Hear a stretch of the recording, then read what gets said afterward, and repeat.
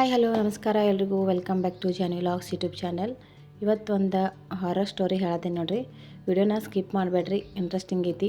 ಪೂರ್ತಿ ವಿಡಿಯೋ ನೋಡಿ ಹೇಗಿದೆ ಅಂತ ನಂಗೆ ಕಮೆಂಟ್ ಹಾಕಿ ತಿಳಿಸಿ. ಹಾಗೆ ಇಷ್ಟ ಆದರೆ ಒಂದು ಲೈಕ್ ಕೊಡಿ. ಹೊಸಬರಾಗಿದ್ದರೆ ಸಬ್ಸ್ಕ್ರೈಬ್ ಮಾಡ್ಕೊರಿ ಚಾನಲ್ನ. ಪ್ರಯಾಣದ ಆರಂಭಿಕ ಕಾರ್ತಿಕ್ ಬೆಂಗಳೂರಿನ ಒಂದು ಪ್ರಮುಖ ಸಾಫ್ಟ್ವೇರ್ ಕಂಪನಿಯಲ್ಲಿ ಕೆಲಸ ಮಾಡುತ್ತಿದ್ದ ಯುವಕ. ವಾರಾಂತ್ಯದ ರಜೆಯಿಂದ ಕಾರಣ ಮಲೆನಾಡಿನ ಭಾಗದಲ್ಲಿರುವ ತನ್ನ ಸ್ವಗ್ರಾಮಕ್ಕೆ ಹೋಗಲು ನಿರ್ಧರಿಸಿದ್ದ.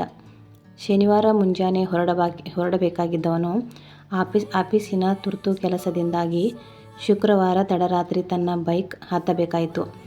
ರಾತ್ರಿ ಸುಮಾರು 11 ಗಂಟೆಯಾಗಿತ್ತು. ಬೆಂಗಳೂರಿನ ಗೀಜಿಗೂಡುವ ರಸ್ತೆಗಳನ್ನು ದಾಟಿ ಹೈವೇ ಸೇರಿದಾಗ ತಂಗಾಳಿ ಬೀಸುತ್ತಿತ್ತು. ಕಾರ್ತಿಕ್ ತನ್ನ ಹೆಡ್ಫೋನ್ನಲ್ಲಿ ಮೆಲೋಡಿ ಹಾಡುಗಳನ್ನು ಕೇಳುತ್ತಾ ಬೈಕ್ ಚಲಾಯಿಸುತ್ತಿದ್ದ. ಆದರೆ ಹೆದ್ದಾರಿಯನ್ನು ಬಿಟ್ಟು ತನ್ನ ಹಳ್ಳಿಗೆ ಹೋಗುವ ಕಿರಿದಾದ ರಾಜ್ಯ ಹೆದ್ದಾರಿಗೆ ತಿರುಗಿದಾಗ ಸಮಯ ರಾತ್ರಿ 1 ಗಂಟೆಯಾಗಿತ್ತು. ನಿಶ್ಶಬ್ದ ಕಾಡಿನ ರಸ್ತೆ. ಆ ರಸ್ತೆ ಸಂಪೂರ್ಣವಾಗಿ ದಟ್ಟವಾದ ಅರಣ್ಯದ ನಡುವೆ ಹಾದು ಹೋಗುತ್ತಿತ್ತು. ರಸ್ತೆಯ ಇಕ್ಕೆಲೆಗಳಲ್ಲಿ ಎತ್ತರವಾದ ಮರಗಳು ಆಕಾಶವನ್ನು ಮುಚ್ಚಿದಂತೆ ನಿಂತಿದ್ದವು. ಗಾಳಿಯ ಹರಹರ ಸದ್ದು ಮತ್ತು ದೂರದಲ್ಲಿ ಕೇಳುತ್ತಿದ್ದ ನರಿಗಳ ಒಲವಿಕೆ ಬಿಟ್ಟರೆ ಅಲ್ಲಿ ಬೇರೆ ಸದ್ದೇ ಇರಲಿಲ್ಲ. ಹುಣ್ಣಿಮೆ ರಾತ್ರಿಯಾಗಿದ್ದರೂ ದಟ್ಟವಾದ ಮರಗಳ ಕಾರಣದಿಂದಾಗಿ ರಸ್ತೆಯ ಮೇಲೆ ಕೇವಲ ಬೈಕಿನ ಹೆಡ್ಲೈಟ್ ಬೆಳಕು ಮಾತ್ರ ಕಾಣಿಸುತ್ತಿತ್ತು. 10 ಕಿಲೋಮೀಟರ್ ಚಲಿಸಿದ ನಂತರ ಕಾರ್ತಿಕ್ಗೆ ತಾನು ಒಂಟಿಯಾಗಿದ್ದೇನೆಂಬ ಭಯ ಶುರುವಾಯಿತು.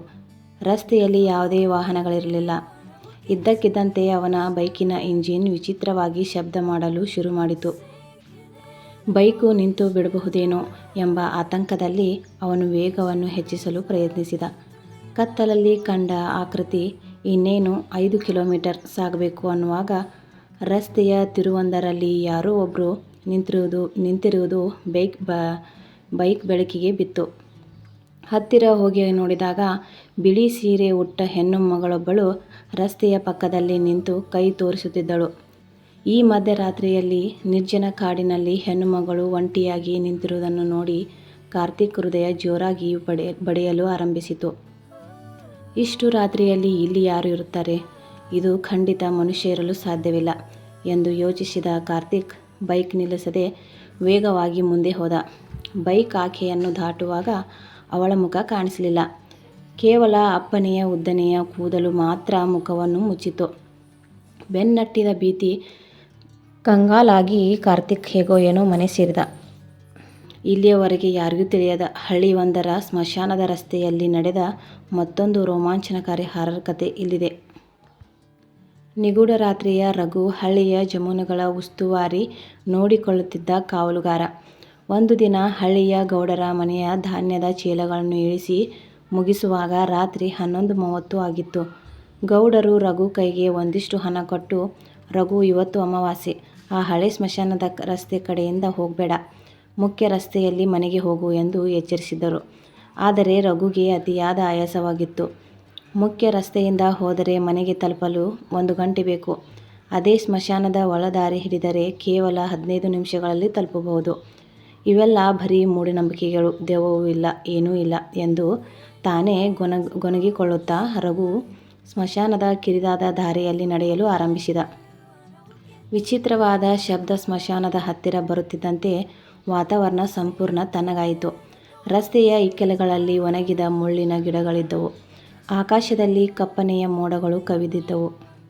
ರಘು ತನ್ನ ಕೈಯಲ್ಲಿದ್ದ ಸಣ್ಣ ಬ್ಯಾಟರಿ ಬೆಳಕನ್ನು ನಂಬಿ ಮುನ್ನಡೆಯುತ್ತಿದ್ದ. ಇದ್ದಕ್ಕಿದ್ದಂತೆ ಸ್ಮಶಾನದ ಆಲದ ಮರದ ಕಡೆಯಿಂದ ಝಲ್ ಝಲ್ ಎಂಬ ವಿಚಿತ್ರವಾದ ಗೆಜ್ಜೆಯ ಸದ್ದು ಕೇಳಿಸಿತು. ರಘು ತಕ್ಷಣ ನಡುಗಿ ನಿಂತನು. ಬ್ಯಾಟರಿ ಬೆಳಕನ್ನು ಆಲದ ಮರದ ಕಡೆಗೆ ತಿರುಗಿಸಿದ. ಅಲ್ಲಿ ಯಾರೂ ಇರಲಿಲ್ಲ. ಆದರೆ ನೆಲದ ಮೇಲೆ ಏನೋ ಹೊಳೆಯುತ್ತಿರುವುದು ಅವನ ಕಣ್ಣಿಗೆ ಬಿತ್ತು. ದುರಾಸೆಯ ಆಕರ್ಷಣೆಯ ರಘು ಧೈರ್ಯ ಮಾಡಿ ಹತ್ತಿರ ಹೋಗಿ ನೋಡಿದಾಗ ಮಣ್ಣಿನಲ್ಲಿ ಅರ್ಧ ಹೂತು ಹೋಗಿದ್ದ ಹಳೆಯ ಕಾಲದ ದಪ್ಪನೆಯ ಚಿನ್ನದ ಬಳೆಯೊಂದು ಮಿಂಚುತ್ತಿತ್ತು. ಅಪ್ಪಟ ಚಿನ್ನದ ಆ ಬಳೆಯನ್ನು ನೋಡಿದ ತಕ್ಷಣ ರಘುಗೆ ದುರಾಸೆ ಉಂಟಾಯಿತು. ಗೌಡರ ಎಚ್ಚರಿಕೆ ಮರೆತು ಆ ಬಳೆಯನ್ನು ಕೈಗೆತ್ತಿಕೊಂಡ. ಬಳೆಯನ್ನು ಕೈಗೆ ಮುಟ್ಟಿದ ಕ್ಷಣವೇ ಅವನ ಸುತ್ತಲಿದ್ದ ಗಾಳಿ ಹಠಾತ್ತನೆ ನಿಂತು ಹೋದಂತಾಯಿತು. ಇಡೀ ವಾತಾವರಣದಲ್ಲಿ ಕೊಳೆತ ಹೆಣದ ವಾಸನೆ ಆವರಿಸಿತು. ರಘು ಗಾಬರಿಯಿಂದ ಬಳೆಯನ್ನು ತನ್ನ ಜೇಬಿಗೆ ಹಾಕಿಕೊಂಡು ವೇಗವಾಗಿ ಹೆಜ್ಜೆ ಇಡಲು ತೊಡಗಿದ. ಬೆನ್ನಟ್ಟಿದ ಹೆಜ್ಜೆಗಳು ಅವನು ನಡೆಯಲು ಆರಂಭಿಸಿದಾಗ ಅವನ ಹಿಂದೆ ಯಾರು ನಡೆಯುತ್ತಿರುವುದು ಸದ್ದು ಕೇಳಿಸಿತು. ಅವನು ಜೋರಾಗಿ ನಡೆದರೆ ಆ ಶಬ್ದವು ಜೋರಾಗುತ್ತಿತ್ತು. ಅವನು ನಿಂತರೆ ಆ ಹೆಜ್ಜೆಯ ಸದ್ದು ನಿಲ್ಲುತ್ತಿತ್ತು. ತಡೆಯಲಾರದೆ ರಘು ಹಿಂದೆ ತಿರುಗಿ ಬ್ಯಾಟರಿ ಬಿಟ್ಟನು. ರಸ್ತೆಯ ಮಧ್ಯದಲ್ಲಿ ಸುಮಾರು 7 ಅಡಿ ಎತ್ತರದ ಕಪ್ಪನೆಯ ಆಕೃತಿಯೊಂದು ನಿಂತಿತ್ತು. ಅದರ ಕೂದಲುಗಳು ನೆಲದವರೆಗೂ ಹರಡಿದ್ದವು. ಅತ್ಯಂತ ಭಯಾನಕ ವಿಷಯವೆಂದರೆ ಆ ಆಕೃತಿಗೆ ಕೇವಲ ಒಂದೇ ಒಂದು ಕೈ ಇತ್ತು. ಆ ಕೈಯಲ್ಲಿದ್ದ ಮತ್ತೊಂದು ಚಿನ್ನದ ಬಳೆ ರಘುವಿನ ಬ್ಯಾಟರಿ ಕೆಳಗೆ ಹೊಳೆಯುತ್ತಿತ್ತು. "ನನ್ನ ಬಳೆ ಕೊಡು" ಎಂದು ಆ ದೆವ್ವವು ಕಿರುಚಿತು. ಆ ಧ್ವನಿ ಮನುಷ್ಯರ ಧ್ವನಿಯಾಗಿರಲಿಲ್ಲ. ಅದು ಅನೇಕ ಸತ್ತವರ ಧ್ವನಿಗಳು ಒಟ್ಟಿಗೆ ಕೇಳಿದಂತಾಯಿತು. ಜೀವನ ಸ್ಮರಣದ ಹೋರಾಟ ಭಯದಿಂದ ರಘುವಿನ ಕೈಯಲ್ಲಿದ್ದ ಬ್ಯಾಟರಿ ಕೆಳಗೆ ಬಿದ್ದಿತು. ಅವನು ಪ್ರಾಣ ಭಯದಿಂದ ತನ್ನ ಮನೆಯ ಕಡೆಗೆ ಓಡಲು ಶುರು ಮಾಡಿದ. ಆದರೆ ದೆವ್ವವು ಗಾಳಿಯಲ್ಲಿ ತೇಲುತ್ತಾ ಅವನ ಸನಿಹಕ್ಕೆ ಬರುತ್ತಿತ್ತು. ಅದರ ಉದ್ದನೆಯ ನಖಗಳಿರುವ ಕೈ ರಘುವಿನ ಕುತ್ತಿಗೆಯನ್ನು ಹಿಡಿಯಲು ಮುಂದಕ್ಕೆ ಚಾಚಿತು. ರಘು ಓಡಿ ಬಂದು ತನ್ನ ಮನೆಯ ಬಾಗಿಲನ್ನು ತಲುಪಿ ಜೋರಾಗಿ ಬಾಗಿಲು ಬಡಿದು ಒಳಗೆ ನುಗ್ಗಿ ಬಾಗಿಲು ಹಾಕಿಕೊಂಡನು. ಅವನ ಪತ್ನಿ ಸುಮಾ ಗಾಬರಿಯಿಂದ ಏನಾಯಿತು ಎಂದು ಕೇಳುವಷ್ಟರಲ್ಲಿ ಮನೆಯ ಹಂಚಿನ ಮೇಲ್ಛಾವಣಿಯ ಮೇಲೆ ಯಾರೋ ಜೋರಾಗಿ ಜಿಗಿದ ಸದ್ದಾಯಿತು. ಮನೆಯ ಒಳಗಡೆಯೂ ತೀವ್ರವಾದ ಕೊಳೆತ ಮಾಂಸದ ವಾಸನೆ ಬರಲಾರಂಭಿಸಿತು. ಕಿಟಕಿಯ ಗಾಜಿನ ಮೇಲೆ ಆ ದೆವ್ವವು ತನ್ನ ಒಂದೇ ಕೈಯಿಂದ ಜೋರಾಗಿ ಹೊಡೆಯುತ್ತಿತ್ತು. "ಬಳೆಯನ್ನು ವಾಪಸ್ ಕೊಡು, ಇಲ್ಲದಿದ್ದರೆ ನಿಮ್ಮಿಬ್ಬರನ್ನು ಬಲಿ ತೆಗೆದುಕೊಳ್ಳುತ್ತೇನೆ" ಎಂದು ಅರಚುತ್ತಿತ್ತು.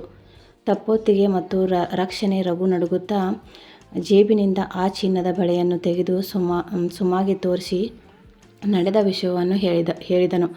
ಸುಮಾ ಸಮಯ ಪ್ರಜ್ಞೆ ಬಳಸಿ ಮನೆಯಲ್ಲಿದ್ದ ಪೂಜೆಯ ಅಕ್ಷತೆಯನ್ನು ಆ ಬಳೆಯ ಮೇಲೆ ಹಾಕಿ ಕಿಟಕಿಯನ್ನು ಕೊಂಚ ತೆರೆದು ಆ ಬಳೆಯನ್ನು ಹೊರಗೆ ಎಸೆದಳು. ಬಳೆ ಹೊರಗೆ ಬಿದ್ದ ತಕ್ಷಣ ಆ ದೆವ್ವದ ವಿಕೃತ ಅಳುವಿನ ಶಬ್ದ ಕೇಳಿಸಿತು. ಮುಂದಿನ ಕೆಲವು ನಿಮಿಷಗಳಲ್ಲಿ ಆ ಶಬ್ದ ದೂರದ ಸ್ಮಶಾನದ ಕಡೆಗೆ ಸಾಗಿ ಕ್ರಮೇಣ ಶಾಂತವಾಯಿತು.